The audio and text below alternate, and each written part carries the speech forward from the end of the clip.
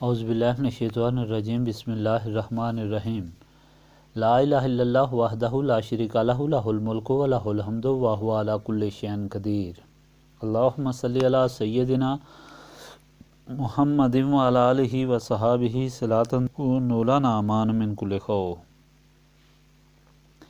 بیان عرس مبارک مورخہ 13 اکتوبر 2004۔ بسم اللہ الرحمن الرحیم فنعم المولا ونعم النصیر رب اشرح لی صدری ویسر لی امری واحلل عقدۃ من لسانی یفقہوا قولی اللہم صلی علی سیدنا محمد وعلی آل سیدنا محمد وعلی صحابہ وعلی ازواجہ اجمعین وبارک وسلم وصلی علیہ الحمدللہ رب العالمین۔ اللہ تعالیٰ کا لاکھ لاکھ شکر ہے، مالک نے اپنی یاد کی توفیق اور موقع عطا فرمایا۔ لاکھوں اور کروڑوں درود حضرت محمد مصطفیٰ صلی اللہ علیہ وآلہ وسلم پر، جن کے فعل مالک نے مہربانی فرمائی ہے، آمین۔ سامعین کرام، اللہ تعالیٰ نے قرآن پاک میں ارشاد فرمایا ہے، اعوذ باللہ من الشیطان الرجیم بسم اللہ الرحمن الرحیم وَمَا مِن دَبَّةٍ فِي الْأَرْضِ إِلَّا عَلَى اللَّهِ رِزْقُهَا وَيَعْلَمُ مُسْتَقَرَّهَا وَمُسْتَوْدَعَهَا کل فی کتاب مبین۔ سامعین کرام، اس زمین پر کوئی ذی روح ایسا نہیں جس کا رزق اللہ تعالیٰ کے ذمہ نہ ہو۔ وہ جانتا ہے ہر ایک کے رہنے کی جگہ اور ہر ایک کے سونے جانے کی جگہ، یہ سب ہدایت روشن کتاب میں موجود ہے۔ پچھلی مرتبہ کا فرمان الہی جو گزشتہ جولائی کے عرس میں آپ کو سنایا تھا، آپ کو یاد ہوگا، جس میں اللہ تعالیٰ کی طرف سے اللہ تعالیٰ کے مخلص بندوں پر مہربانی کا ذکر تھا، جو نبی پاک صلی اللہ علیہ وآلہ وسلم کو سنایا گیا تاکہ حضور پاک صلی اللہ علیہ وآلہ وسلم کے غلام خوش ہوں اور اس راستے پر چلیں جس پر چل کر انسان دونوں جہانوں میں اللہ تعالیٰ کی نعمتوں سے نوازا جاتا ہے۔ اور یہ فرمان تھا کہ جب بھی کسی سے غلطی ہو، غفلت ہو، اللہ تعالیٰ کے راستے میں جس چیز کی محبت کی وجہ سے ہو، اس کو اللہ تعالیٰ کے راستے میں قربان کرنا چاہیے، جس طرح حضرت ابو لبادہ نے کیا، کیونکہ اس عمل سے یہ ظاہر ہوتا ہے کہ توبہ دل و جان سے ہوتی ہے۔ زبانی توبہ کرتا رہے اور دل میں غیر اللہ سے امید، یہ منافقت ہے جو توبہ کی قبولیت کے راستے میں رکاوٹ ہوتی ہے۔ اس کے ساتھ آپ کو یہ بتایا تھا کہ اس طرح اللہ تعالیٰ کی راہ میں مخلص بن جانا صرف اس وقت ممکن ہوتا ہے جب انسان کا دل شیطان کے قبضے سے آزاد ہو، ورنہ وہ دل جو شیطان کے قبضے میں ہوتا ہے وہ ظلمت میں ڈوبا ہوتا ہے، اس کی سمجھ شیطان کے ماتحت ہوتی ہے اور وہ شیطان کی ایما پر ہی کبھی خوش کبھی غم زدہ ہوتا ہے۔ اب دل کی کیفیت یہ کہ روشن ہوا انوار و تجلیات سے شیطان کا اس پاک جگہ گزر نہ ہو، وہی محبت ہو، وہی تمنا ہو جو اللہ تعالیٰ چاہتا ہے۔ ہر عمل اللہ تعالیٰ کو خوش کرنے کے لیے ہو، صرف اور صرف نسبت رسولی صلی اللہ علیہ وآلہ وسلم سے حاصل ہوتی ہے۔ یہی وجہ ہے کہ ہمارے مرشد غوث المعظم اعلیٰ حضرت پیر نذیر احمد رحمۃ اللہ علیہ نے ہمیں یہ دولت حاصل کرنے کا حکم دیا اور اللہ تعالیٰ کا صحیح بندہ اور رسول پاک صلی اللہ علیہ وآلہ وسلم کا صحیح غلام بننے کا حکم دیا۔ سامعین کرام، میرا فرض ہے کہ میں آپ کو ہر لمحہ ہر لحظہ وہ چیز بتاؤں، وہ راستہ بتاؤں جس پر چل کر آپ اللہ تعالیٰ کے بندے بن جائیں اور اللہ تعالیٰ کے محبوب کے سچے غلام بن کر دونوں جہانوں میں سرخرو اور سرفراز ہوں۔ آپ دنیا کو نہ چاہیں بلکہ دنیا کی ہر شے آپ کی خواہش کے ماتحت ہو۔ بقول اقبال، خدا بندے سے خود پوچھے بتا تیری رضا کیا ہے۔ نبی پاک صلی اللہ علیہ وآلہ وسلم کے غلاموں کی یہ حالت تھی کہ دنیا نام کی کوئی شے ان کے اندر نہ تھی، بلکہ ہر لمحہ یہی سوچ، یہی عمل کہ کس طرح اللہ تعالیٰ اور اس کے رسول صلی اللہ علیہ وآلہ وسلم کی خوش نودی میں اضافہ ہو۔ جان، مال، ماں باپ، اولاد، دین، ہر چیز اللہ تعالیٰ کے راستے میں قربان کر دی اور بجائے ملال کے دل کو تسکین ہوتی اور اسے بڑھ کر قربانی کی خواہش ہوتی۔ حضرت حسن بصری رحمۃ اللہ علیہ نے فرمایا کہ مومن کی بھی عجیب حالت ہوتی ہے، کوئی نیکی نہ ہو سکے تو بھی غمگین ہوتا ہے اور اگر کوئی نیکی ہو تو بھی غمزدہ ہوتا ہے کہ اس سے بڑھ کر میں نے نیکی کیوں نہ کی۔ آپ صحابہ کرام رضوان اللہ تعالیٰ علیہم اجمعین کے واقعات سن چکے ہیں، ان کی زندگیاں کس طرح پکیزہ اور نور علی نور تھیں۔ ان کی آنکھ بھی نور، ان کا دل بھی نور، ہاتھ بھی نور، پاؤں بھی نور، نور علی نور۔ وہ دنیا جس کے لیے انسان دن رات سرگرداں رہتا ہے، وہ دنیا ان کے پاؤں میں حاضر، ان کی خوشی کے لیے سربستہ۔ حدیث قدسی ہے، نبی پاک صلی اللہ علیہ وآلہ وسلم نے فرمایا کہ جب اللہ تعالیٰ نے دنیا بنائی تو دنیا کو حکم دیا کہ اے دنیا، جو تجھے چاہنے والا ہو تو اس کے آگے آگے بھاگنا اور جو مجھے چاہنے والا ہو اس کے قدموں میں رہنا۔ حضرت فضیل بن عیاض ڈاکو تھے، مجرم تھے، لیکن جب اللہ تعالیٰ کے فضل سے انہوں نے توبہ کی تو ہر انسان سے اپنی زیادتی بخشوانی شروع کی۔ اس طرح یہودی کے پاس گئے کہ میں نے تمہارا مال لوٹا تھا، میں تم سے معاف کرانے آیا ہوں، میرے پاس کچھ نہیں کہ تم کو دوں، صرف یہ بتاتا ہوں کہ میں نے سچے دل سے توبہ کر لی ہے۔ یہودی نے کہا میں معاف نہیں کرتا ہوں جب تک میرا مال واپس نہ کر جاؤ۔ وہ مایوس ہو کر واپس چلے۔ یہودی نے آواز دی ادھر آؤ، وہ تھیلی ادھر پڑی ہے، مجھے دیتے جاؤ۔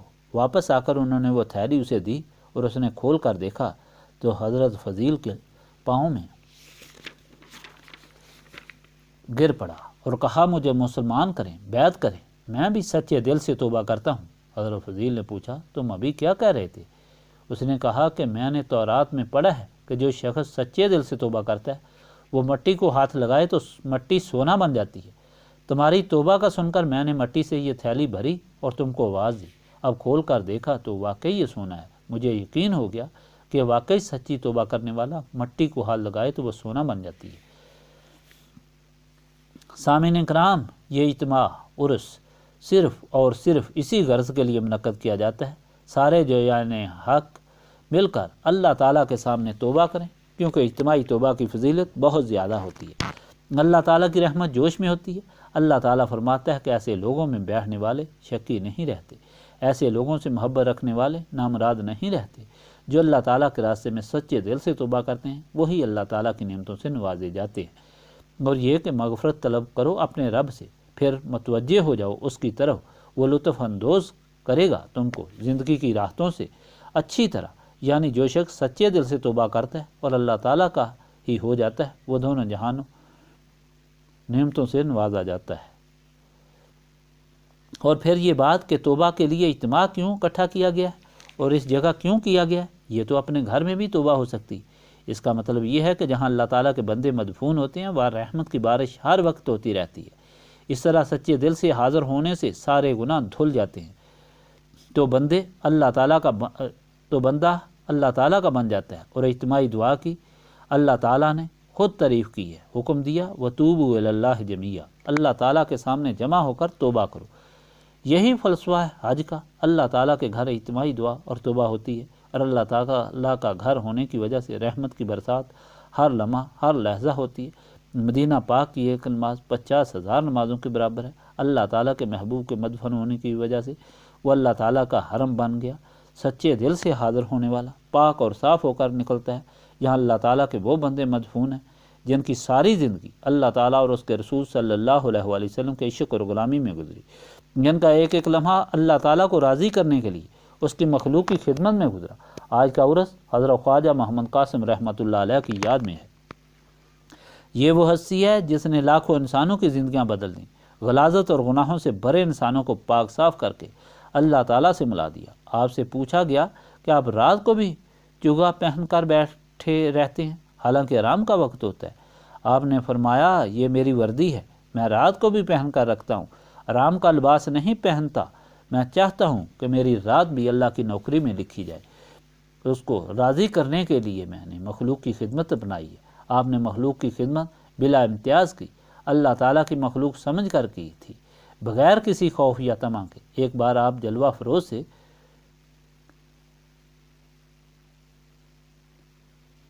فرما رہے تھے، نظر پڑی ایک آدمی ہاتھ باندھ کر باہر کھڑا ہے، حکم دیا اندر آؤ۔ اس نے ہاتھ جوڑ کر عرض کی کہ میں مہتر ہوں، مہتر چوڑے کو کہتے ہیں۔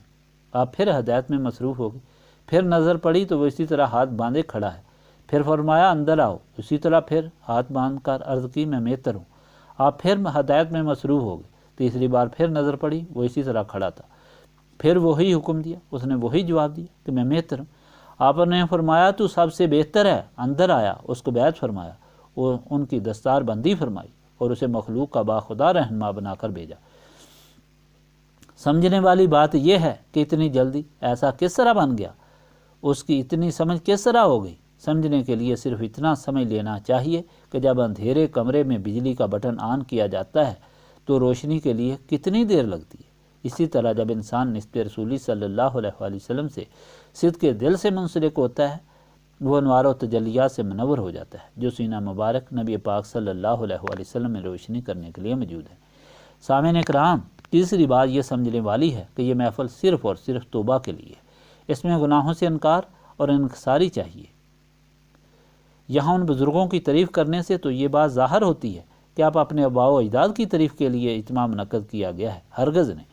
ان پاک ہستیوں کی تعریف اس لیے کی گئی کہ لوگ سمجھیں جو اللہ تعالیٰ اور رسول پاک صلی اللہ علیہ وآلہ وسلم کی بندگی اور غلامی کرتا ہے اسے اللہ تعالیٰ کتنا بڑا مرتبہ عطا فرماتا ہے اور اسے کس طرح اپنی خدمت سے دنیاؤں معافیہ پر اختیار عطا فرماتا ہے۔ میں تو یہی آپ کو ہمیشہ کہتا ہوں کہ میرے باپ میرے دادا کی یہی عظمت یہی شان ہے کہ وہ اللہ تعالیٰ کے سچے بندے اور رسول پاک صلی اللہ علیہ وآلہ وسلم کے سچے غلام تھے، اور اسی غلامی اور بندگی کو حاصل کرنے کے لیے ہم ان کا طرز زندگی اختیار کیے ہوئے ہیں۔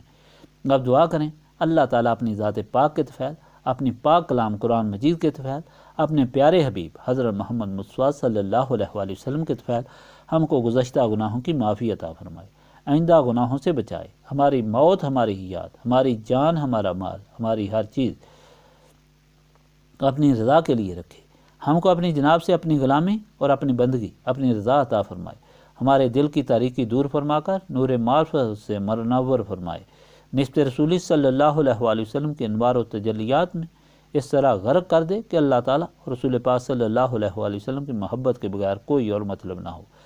اللہ تعالیٰ حاضرین کی حاضری قبول فرمائے۔ حاضرین مجلس نے اللہ تعالیٰ کی یاد کے لیے جو تکالیف سفر برداشت کی قبول فرمائے اور اپنا صحیح اور سچا بندہ اور اپنے محبوب صلی اللہ علیہ وآلہ وسلم کا صحیح اور سچا غلام بنائے۔